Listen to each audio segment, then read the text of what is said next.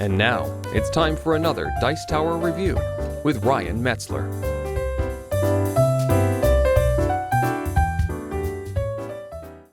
Hey everyone, Ryan Metzler here, and today we're going to be taking a look at a game which is based on one of my current favorite TV shows, The Walking Dead board game by Cryptozoic Entertainment.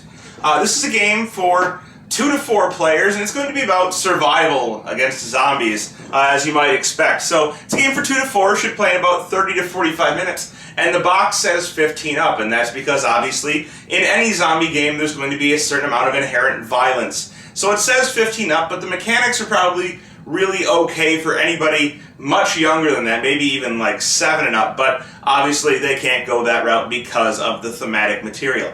So why don't we take a look at how this game plays, and then I'll give you what my thoughts are on it at the end, and you can judge for yourself whether or not it might be something for you. So here you can see the layout for the Walking Dead board game based off of the TV show. And what you're looking at here is a board which is made out of like a mouse pad type of material with several decks of cards and then some cardboard player pieces. And this is going to essentially be a roll and move game with some encounters in it where you're going to be fighting zombies. So you have your pieces. So you have, for example, Lori here, who looks like this, and they just have little plastic stands which hold them up. And this will be important, but essentially, at the beginning, everybody is a survivor, and they're all going to be trying to survive, getting around the board, encountering different things, and hopefully trying to fight off zombies in order to get to these 4 corners here. And when they get to these 4 corners, they're going to have to try and fight off some more zombies, or maybe they won't. And if they successfully do so, they're going to pick up one of these cards. And the whole objective is to have these 4 different cards and get back to the camp. And the cards will give you some type of benefit. For example, here, you have the department store, which says that you gain an ally. Allies will be tokens that everybody will get at the beginning of the game, and anytime you take a hit, you can essentially lose one of your allies instead of getting hit yourself. So you want to have as many allies as possible. Allies are going to keep you alive. On your turn, you're going to roll a die, and you're going to be representing one of these characters. So you may be Rick Grimes, you may be the sheriff, and you'll have a special ability. For example, he says once per game on his turn, he can re-roll his attacks and add 2 to his roll. So, irrelevant, but, everybody will have a unique once per game ability, and there's several different characters, all of them matching up with characters in the TV show. But on your turn, you would roll a die, and you would move that many spaces in whatever direction you decided to move. So let's say that Rick is going to move, and he's going to move 2 in this direction. You'll see several different icons on the board, and they're going to do different things. This first icon here, which looks like a bullet with an attack on it, is going to give you a bonus to your attacks. And you're going to have attacks anytime that you land on a spot that doesn't say no encounter. You'll see there are several spots that say no encounter. If you land on those spots, there's no encounter, but otherwise you will have an encounter. And encounters come from the encounter deck.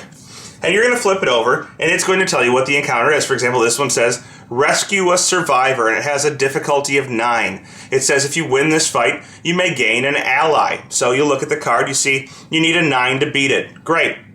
So you're going to resolve the space, you get attack plus 2, and then you're going to have the encounter. Great. So now you need a 9. Well, how are you going to get that 9? You're going to have a hand full of scrounge cards. Everybody will have a hand starting at 5 cards. And they're going to have these cards, and they can use them on their turn to add up to 9. So you'll see that each one has an attack value. Right here we have the shotgun, which has an attack value of 5. And also, when you use it, if you roll a 1 in the fight, you have another encounter card after the fight. And you're going to be rolling a die to add to your cards. Or you have crossbow, which says attack plus 2. But it also says if you roll 5 or 6, you get the card back into your hand. Usually you'll play them and discard them. But the crossbow, essentially you get your arrow back if you roll well. So you'll play these cards from your hand, adding up. Let's say I wanted to use my crossbow and my shotgun. It gives me a 7.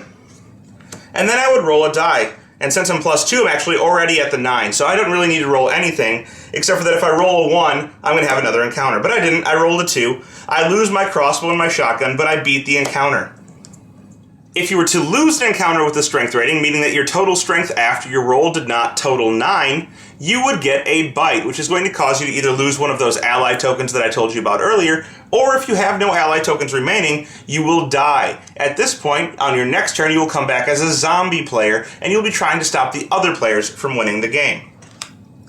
after you've done all of your moving and rolling and resolving your encounters, you're going to end your turn, and your turn is going to pass to the next player. That player will then, on their turn, do the same thing. They'll roll the die to move, moving 4 spaces. Let's say they go this way.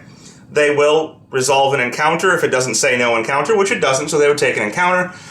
This time, they're going to have one that isn't a fight, so it just simply says on this card, move your character to camp or give one of your allies to another survivor. So it's going to send you back to the camp, or it's going to force you to give up an ally, basically hurting you for 1 point of damage.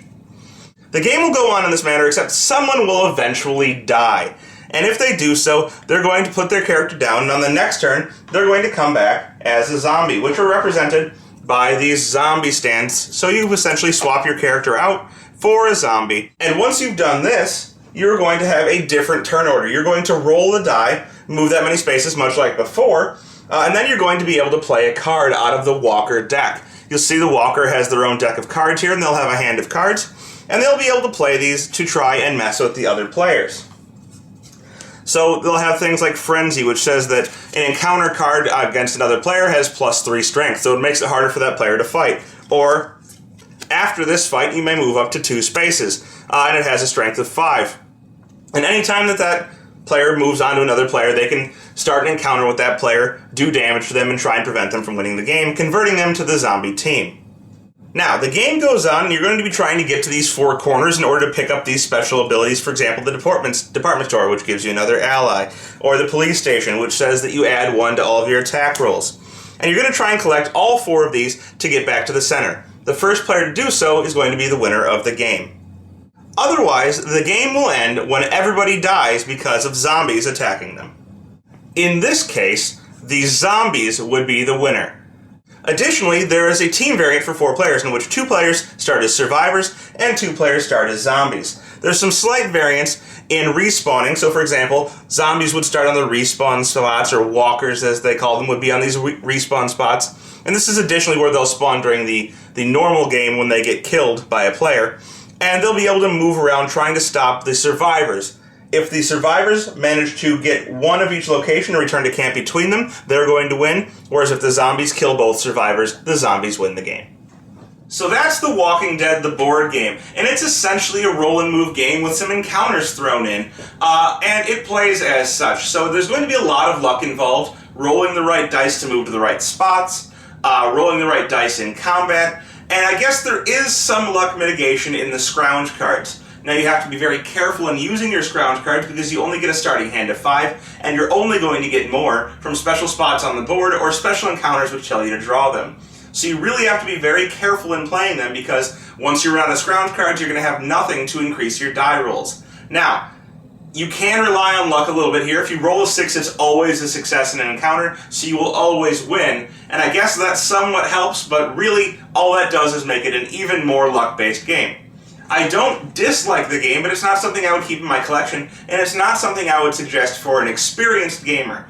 However, if you're a gamer or you're trying to get people into gaming, this might be a nice new introduction, or if you're going to be playing with younger kids, or you enjoy thematic style games, I would suggest at least taking a look at the Walking Dead board game. So with that said, not something that I personally enjoy, but something that probably will have a wide audience out there in both the television and younger or thematic board game communities. Thanks for joining us today. For more written, audio, and video reviews, as well as the #1 board game podcast, check out the website at www.thedicetower.com.